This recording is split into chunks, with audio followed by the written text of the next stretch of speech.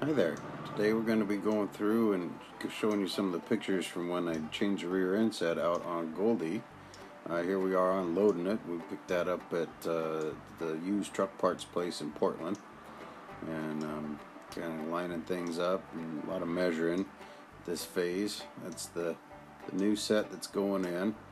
It's a newer version of the old stuff. Here you can see it's the old stuff. The box is off. And that's the old Hendrickson pad suspension, the bane of many a logger and dump truck driver. Here we are using the old Mini again, Kubota, to lift the old frame out, using the barrels as jack stands. That's the old suspension set over there, and the new ones, again, more measuring to be done here. We took the old hitch out and found a lot of electrolysis and corrosion in between the old aluminum frame and the steel insert for the hitch. So ended up going through and cleaning that up. There's another view of that. You see Ida in the background. There we just got the barrel for holding up the hitch. It had an insert that went inside the frame and one outside the frame. With that hitch. So there we are, getting it cleaned up, decked down to bare metal, bare aluminum, and the other side yet to be done. Yeah, that was a fun time right there. You see we're wearing down the grinder wheel, little wheel on the grinder, wire wheel. Caught a lot of that in the face. Happy to have my safety glasses for that project. And more of this, more of the same. That was a big time-consuming sidebar, but in the end, it felt very good to have done. Looked a lot better. Got that cleaned up as best as we could too before we put it back in.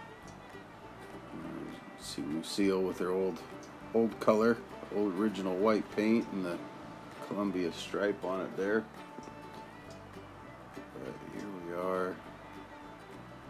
Got anti-seize all over there, so try to help lessen the corrosion between the steel and the aluminum there, the electrolysis, I guess that is.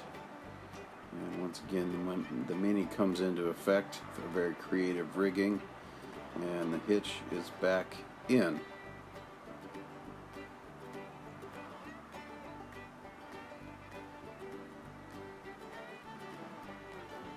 Now the fun begins. We got the old frame rail out of that rear end set. You see we use the wheels. I just flipped the inside wheels to the outside and leave anyhow, we just put the outside wheels on. That way we can roll it underneath there and have some room to work. Here we're getting the gusset for the cross member place. That's kind of the main thing for this suspension. And using the mag drill, that sticks right to the steel there, and we ream out the holes, and I think that, if I remember right, we had about 50 holes to drill in that frame in order to get that suspension in there. It was quite an undertaking. Yeah, looks like we're setting back down in there. See a lot of measuring, a lot of marks, a lot of new bolts. Cross torque rods are in. There she is, all back together, driving. I think that was us getting ready to put the box back on, which I don't seem to have a picture of.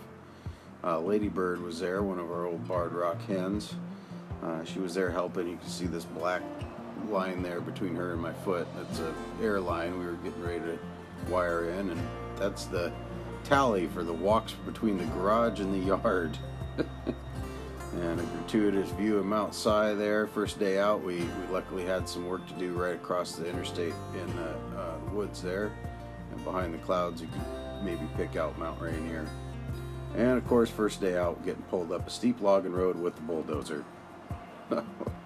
Here's Lucille again in my favorite toolbox. Gets all my projects done. And another nice shot of Goldie with McClellan Butte in the background. Just finishing up with a few progressive shots. Work along the way. That's coming back from California and just getting it boxed up for the first time there, and adding a lift axle. And progress with every step, that's what I say. Next one is, that's where we're at today. She's come a long way. Thanks for watching.